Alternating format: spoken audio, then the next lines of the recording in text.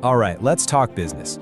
We're going to dive into some of the big ideas from Josh Kaufman's The Personal MBA and figure out how to see the business world a little more clearly. You ready? Let's do it. Okay, be honest. Have you ever been in a meeting just nodding along, trying to look like you know what's going on, but inside you're panicking? You know, that feeling that if someone asks you the wrong question, the whole charade is going to come crashing down? Yeah, that feeling.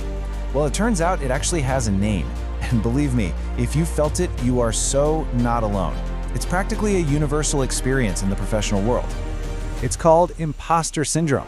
And here's the good news. The really good news, it's totally normal. See, business isn't some secret magic performed by super geniuses. It's just run by people, regular people like you and me. The real secret isn't about memorizing a million facts. It's all about learning how to think clearly. So, okay, how do we get that clarity?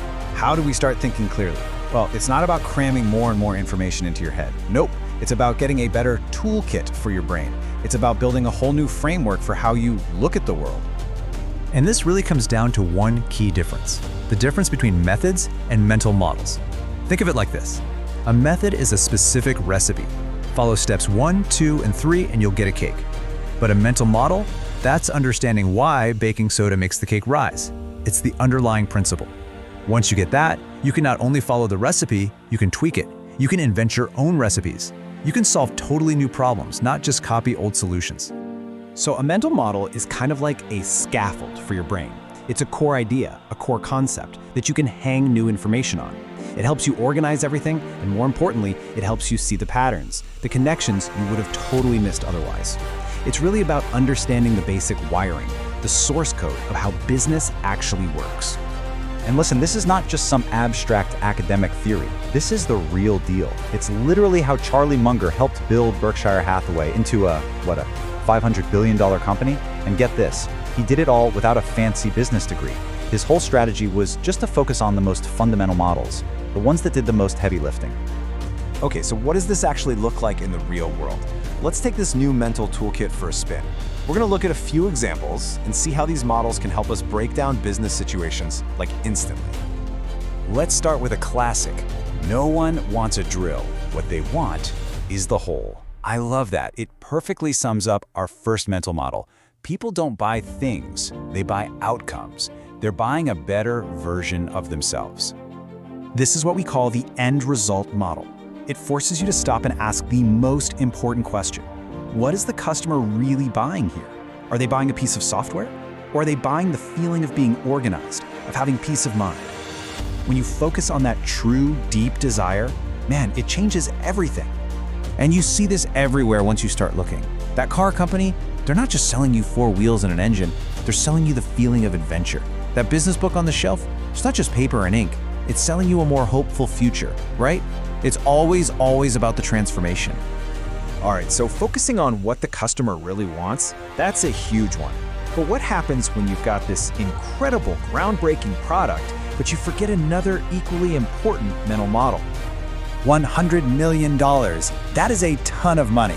And that's how much inventor Dean Kamen poured into developing the Segway, a product he claimed was going to completely change transportation as we know it. And the hype was it was off the charts. The tech was amazing, no doubt. The company was totally convinced they were going to be selling 50,000 of these things every single year. Easy. And then reality hit. This was the actual number of units sold. 23,000, not in 1 year, in the first 5 years. So what went wrong? They forgot, or maybe ignored, the iron law of the market. And that law is simple. It doesn't matter how brilliant or cool or advanced your product is, if not enough people actually want to buy it, your business is going to fail, period. You have to have a market first. Okay, let's look at one more model for now, and this is one that I guarantee you've paid for, probably without even thinking about it. It's called the hassle premium, and it's all about the massive, incredible value we place on convenience. Okay, check this out. To clean your own pool, the chemicals might cost you, $50 a year? But to have a service come and do it for you, that's gonna be more like $1,200 a year.